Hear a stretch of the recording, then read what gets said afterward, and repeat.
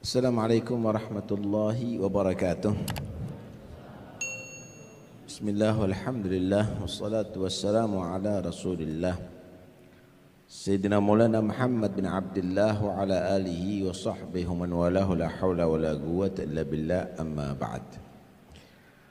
Sebelum kita mulai pembicaraan ini, mari kita bacakan suratul Fatihah untuk guru kita semuanya, muassis hadal ma'had Al-Habib Naufal Al-Kaf.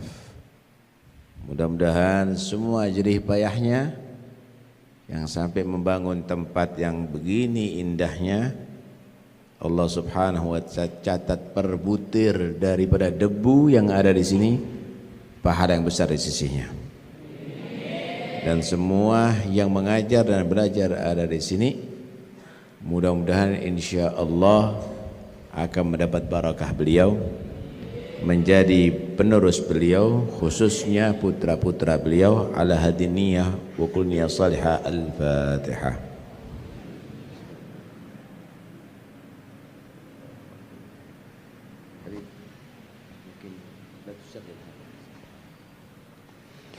Alhamdulillah, Allah jadikan antum semuanya orang yang beruntung insyaallah. Di antara sekian manusia, anak-anak muda, anak-anak seusia kamu yang begitu banyak berjuta-juta, tapi antum menjadi orang pilihan yang Allah berkehendak memberikan kebaikan kepada kamu. Nabi bersabda, "Man yuridillahu bihi khairan yufaqihu fid din." Orang yang Allah kehendaki baginya untuk diberikan kebaikan, dia dijadikan mengerti ilmu agama. Al-farq kabir bainal murid wal murad bihi, bainal talib wal matlub, bainal khatib wal makhtub. Sangat berbeda dengan orang yang berkehendak, berharap, dengan orang yang memang diharapkan. Orang yang mencari dengan orang yang dicari sangat berbeda. Semua mengharapkan kebaikan, hatta orang-orang kufar mengharapkan kebaikan daripada Allah. Tapi kamu menjadi orang yang Allah menghendaki kebaikan bagimu. Alhamdulillah, uskurullah.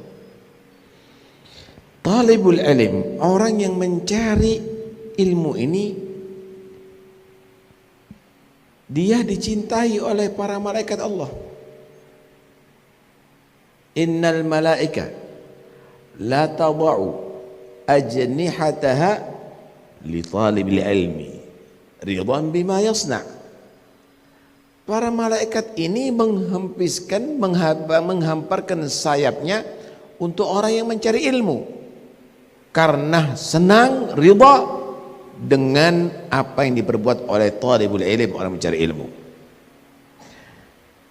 Menghampiskan sayap kinayatun, itu berarti maknanya adalah bisa tawadhu, hormat, ta'zim wa tawgir, hormatnya malaikat kepada orang yang mencari ilmu.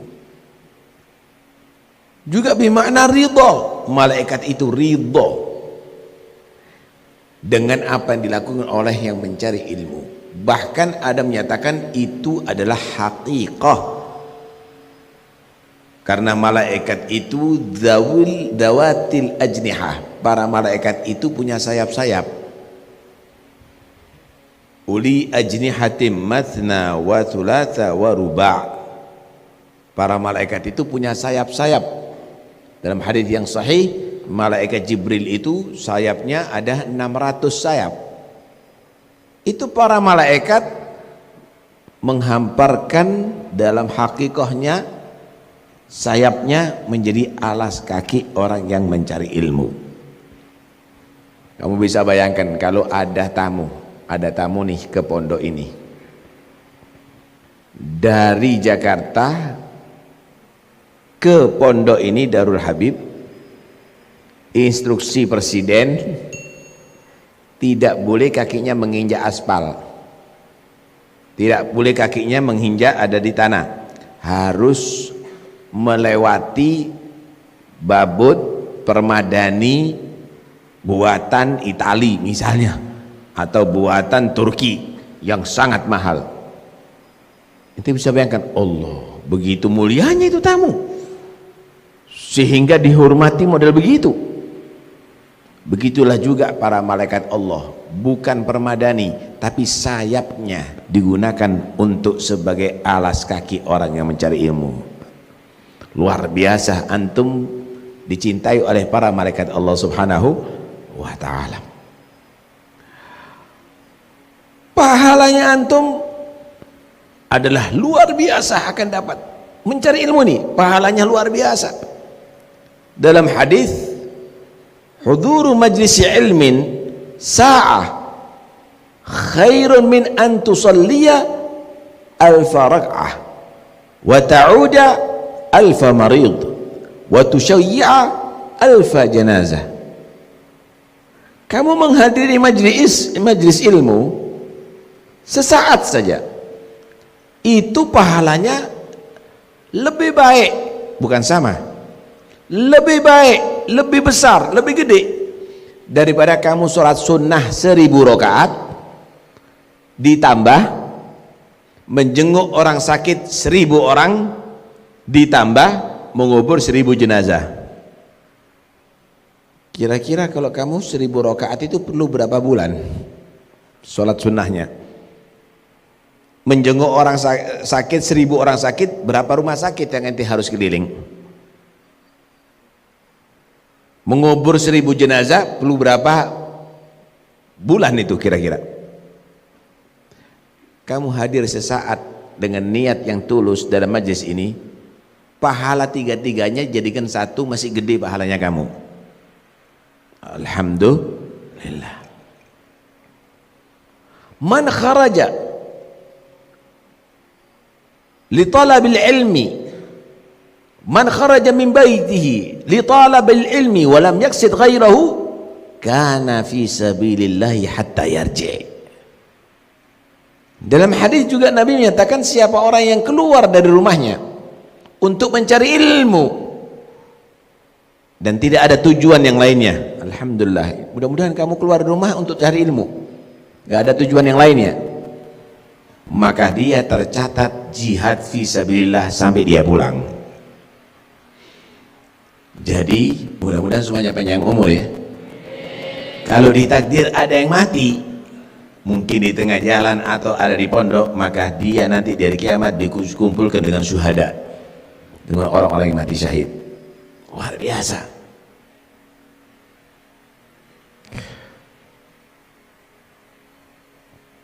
Dalam hadis yang lain, Nabi sallallahu alaihi wasallam bersabda, "Man salaka tariqan yaltamisu fihi ilman, sahhalallahu lahu tariqan ilal jannah."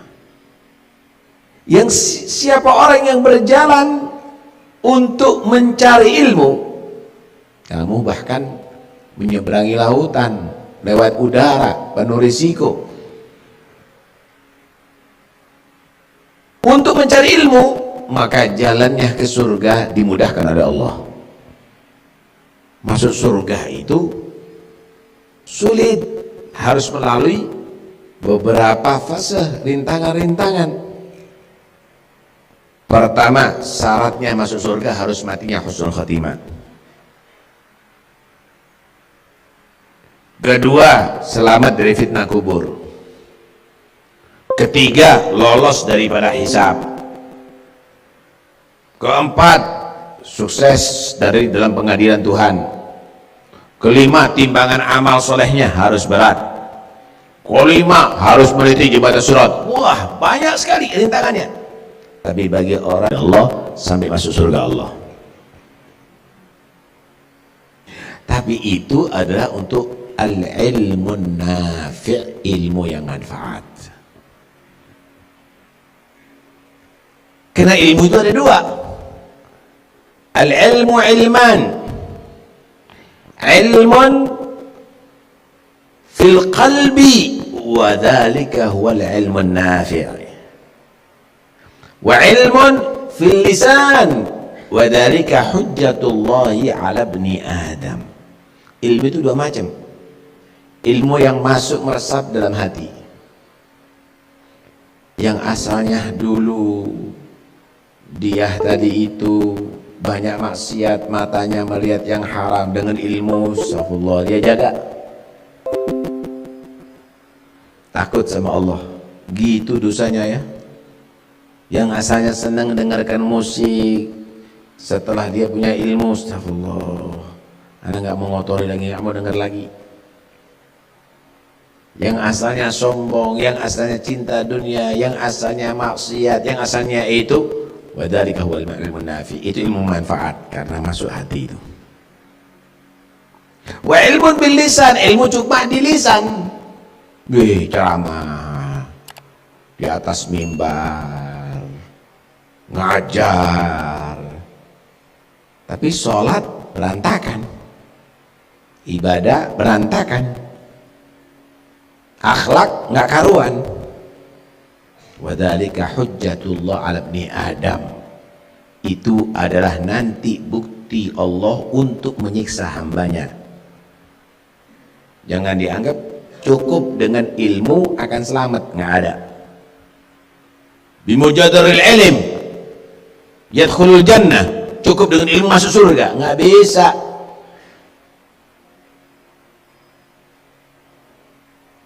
Ilmu yang manfaat baru, ilmu yang mengajak kita beramal, ilmu yang mengajak kita ikhlas dalam amal, ilmu yang masih membuat kita khauf setelah beramal.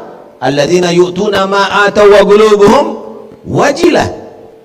Ilmu yang demikian itu yang akan bisa mengangkat derajat hamba. Karena itu kalau mencari ilmu harus diniatkan untuk mengamalkan ilmu, untuk mendapatkan ridha Allah. Itu yang akan menjadikan ilmunya akan mengangkat derajatnya. Itu disebut yarfa'illahu alladhina amanu minkum walladhina utul ilma darajat, pakai jamak.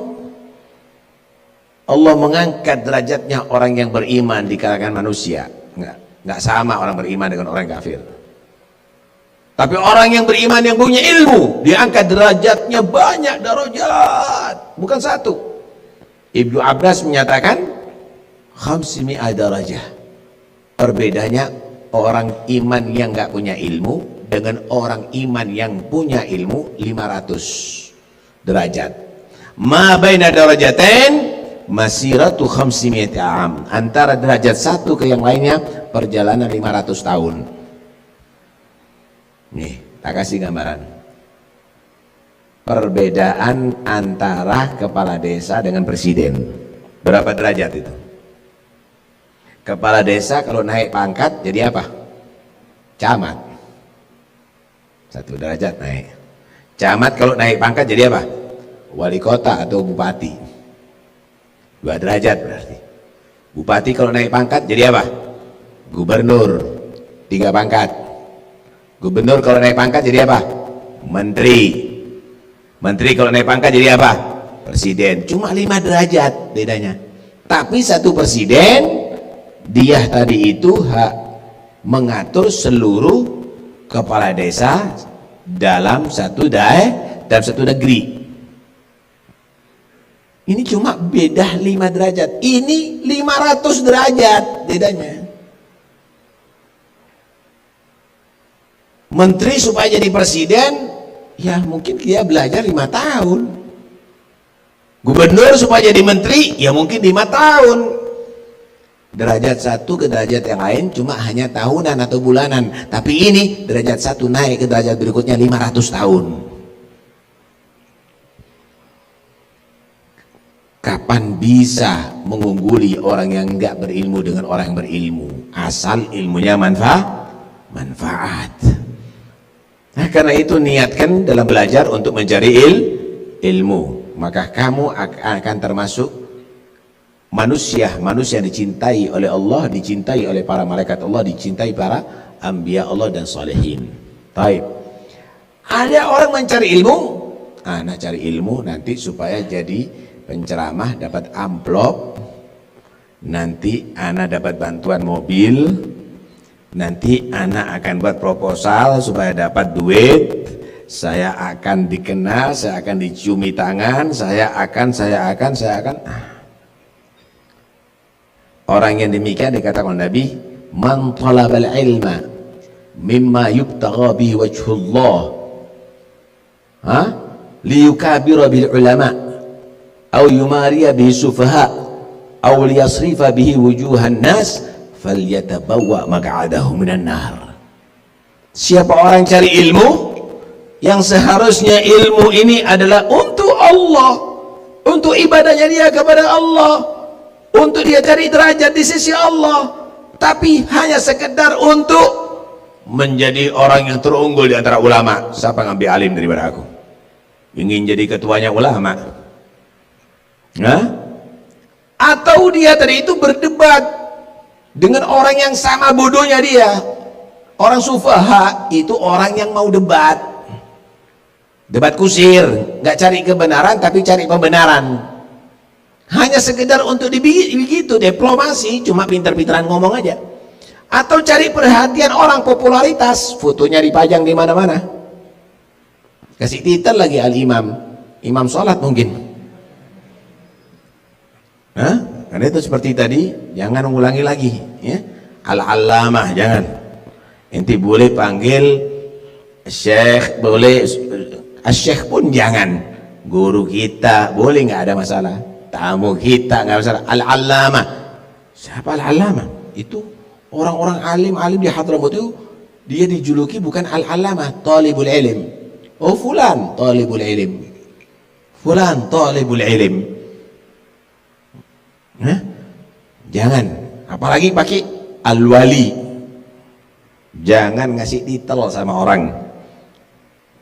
Jangan ngasih titel sama orang, sono Allah yang ngasih titel itu nanti. Jangan dibiasakan begitu ya, panggil guru kita nggak apa-apa, tamu kita nggak ada masalah begitu ya. Kalau di tempatnya kita ustadzi, ustadzuna, nggak ada masalah.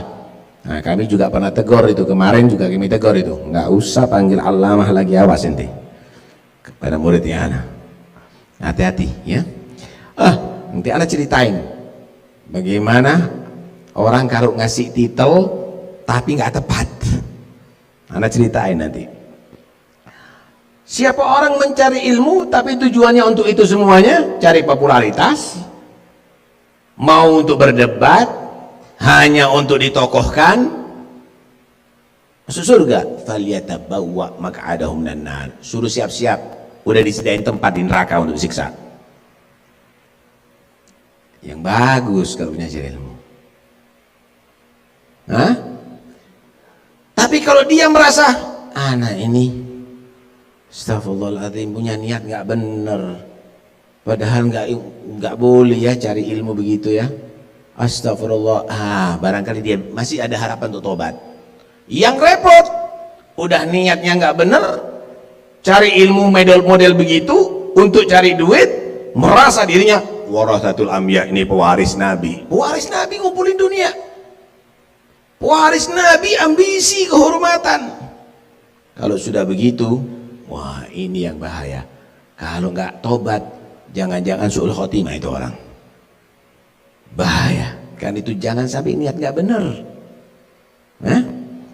Kemudian bagi kamu yang talibul ilm, pengen tahu ilmu kamu manfaat apa enggak? Pengen tahu ini ilmu kamu manfaat atau tidak? Dengarkan baik-baik. Sebelum kamu belajar sama setelah belajar, koreksi. Kalau ibadahnya kamu meningkat, takutnya kamu kepada Allah meningkat, istihadnya kamu mendekatkan diri kepada Allah meningkat, jauhnya kamu yang diharapkan oleh Allah semakin nampak, maka ilmu kamu manfaat. Ini jadi ustadz kok masih ngeliat film porno ya? Dulu pada enggak. Hatam kitab ini masih dia chattingan sama wanita ajnabiyah ya. Hati-hati, tanda ilmu kamu nggak manfaat. Guru kalau tahu muridnya model begini tidak bisa dinasehatin, jangan dijadikan alim. Kalau tahu bahwa dia itu adalah orang yang fasid dan tidak ada harapan untuk diislah, diperbaiki, jangan dijadikan alim. Kenapa? Ini calon dari jadal nih. Lihat di kitab Bidatul Hidayah. Fa inna muallimahu syarikun fil ithim li'annahu mu'inun ala ma'siyatillah. Guru orang yang punya murid demikian, nih ngelanggar terus, lihat film porno, kemudian pacaran, kemudian melanggar itu dan ini, pulangkan. Kenapa? Guru yang mengajar muridnya demikian ini adalah membantu untuk dia maksiat kepada Allah. Kalaupun jadi alim, jangan-jangan dia jadi penerus Dajjal, bukan pewaris Rasulullah SAW. Man a'ana ala maksiatin walau bisyatri kalimah kana syarikan lahu fil ithim. Siapa orang yang membantu dalam maksiat kepada Allah walaupun dengan satu kalimat. Di mana tempat zina? Tuh. Akhirnya orang berzina gara-gara dia. Tuh, gitu aja. Dosanya sama dengan berzina. Karena itu harus selektif. Cari murid yang sekiranya bisa manfaat ilmunya diterima oleh dia. Karena ilmu ini seperti hujan. Ilmu ini seperti hujan. Kalau air hujan diserap oleh pohon mangga, akhirnya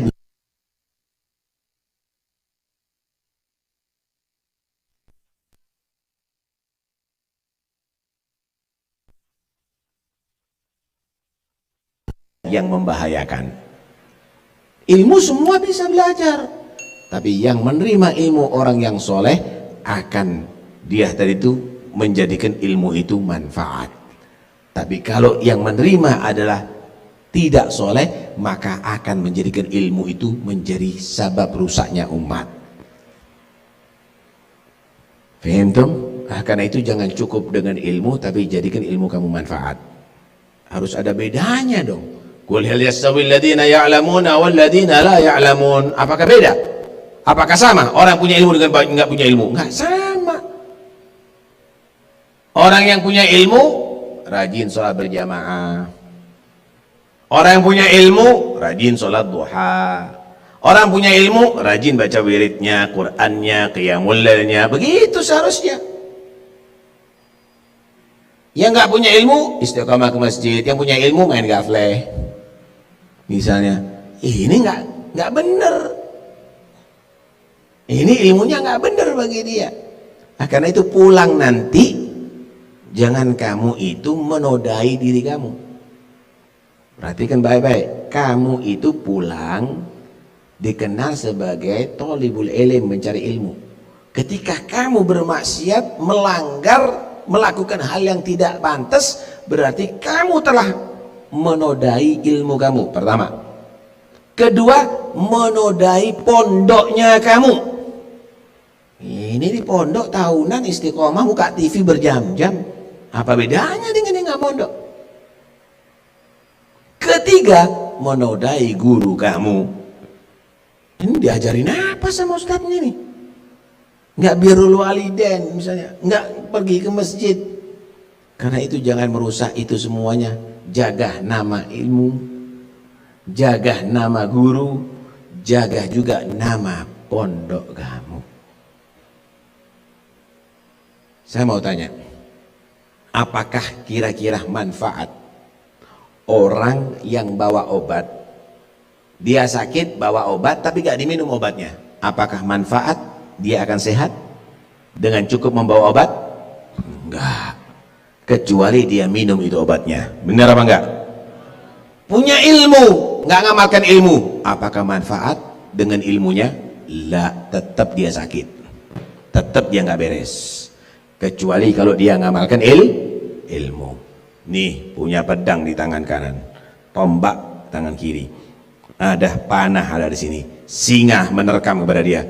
Cukupkah dia membawa pedang dan panah dia akan selamat dengan singa?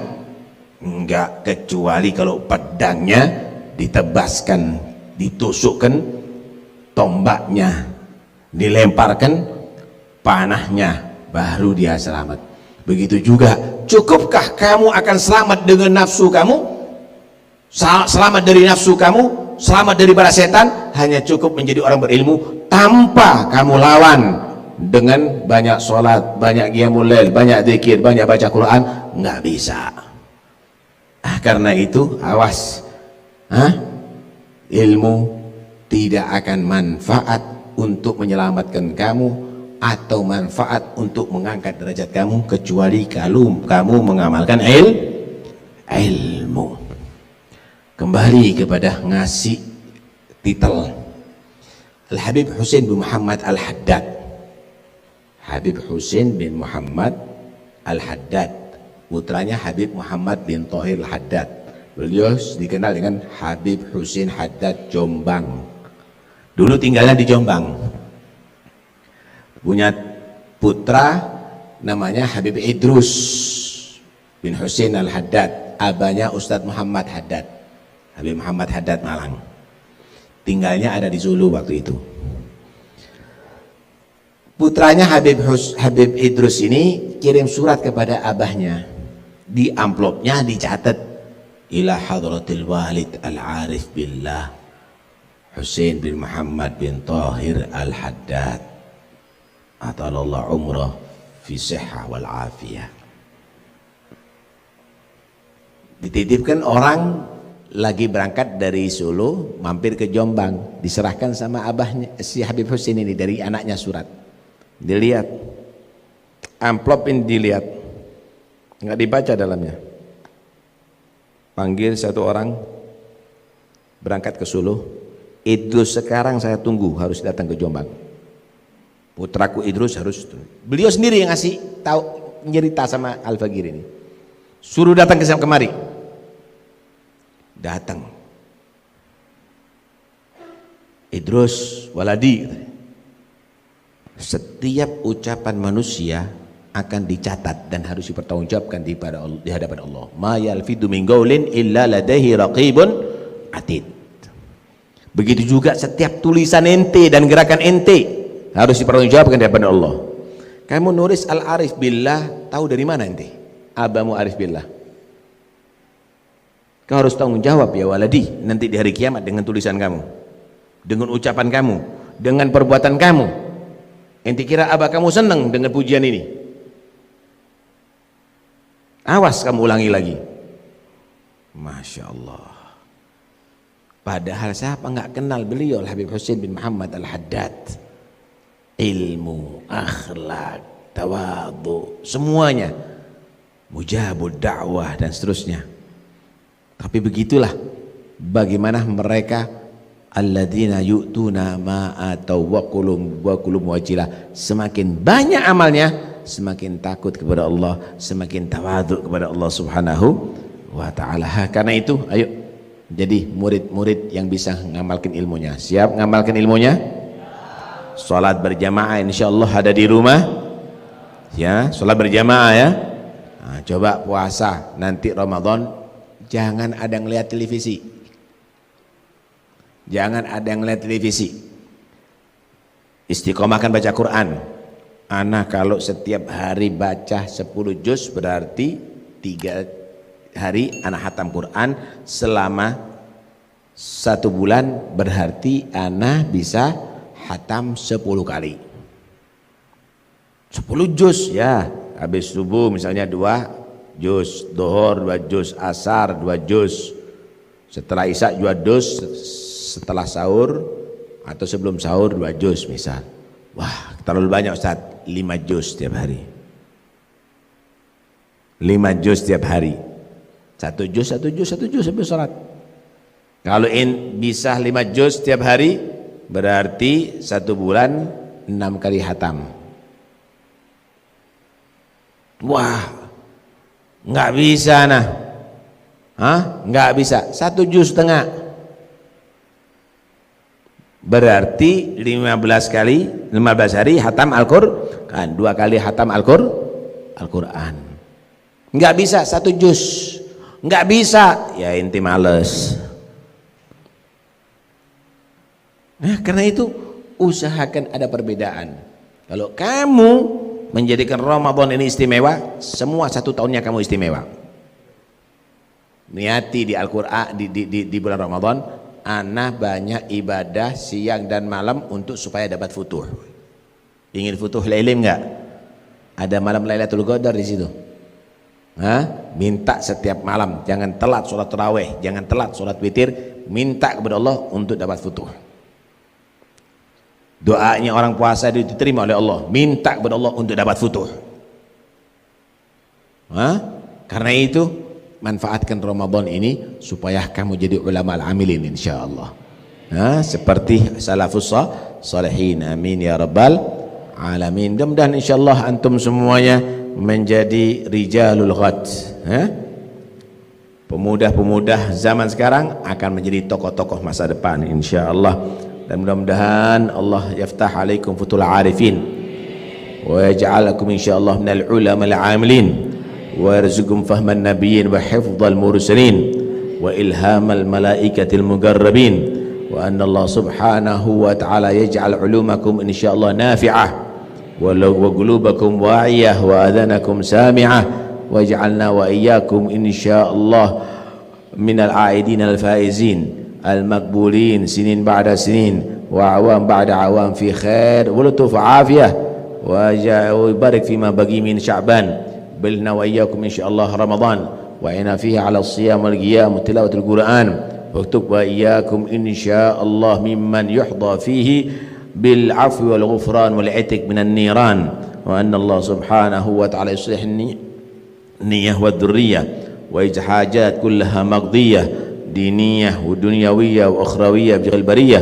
ويغفر لأخينا الحبيب نوفل الكاف ويضعف له الحسنات وكان يكفر عنه الذنوب والسيئات ويرفع له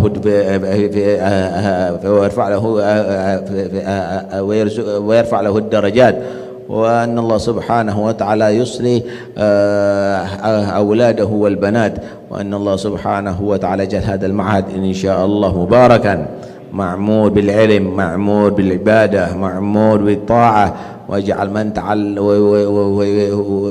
من تعلم فيه وعلم فيه من الصالحين ويحفظهم من الشياطين ويكتبهم إن شاء الله في ديوان أولياء العارفين وأن الله سبحانه وتعالى يرزقنا وإياكم إن شاء الله طول العمر مع كمال الصحة والعافية التامة الظاهرة والباطنة الحسية والمعنوية بخلبرية ويعين إلى الحبيب باقير إن شاء الله وإخوانه على إقامة هذا المعهد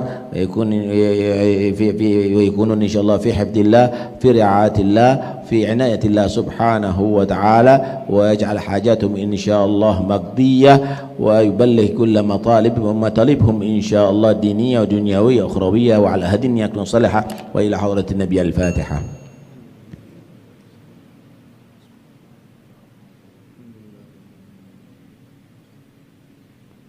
وصلى الله على سيدنا محمد وعلى آله وسلم الحمد لله رب العالمين. السلام عليكم ورحمة الله وبركاته.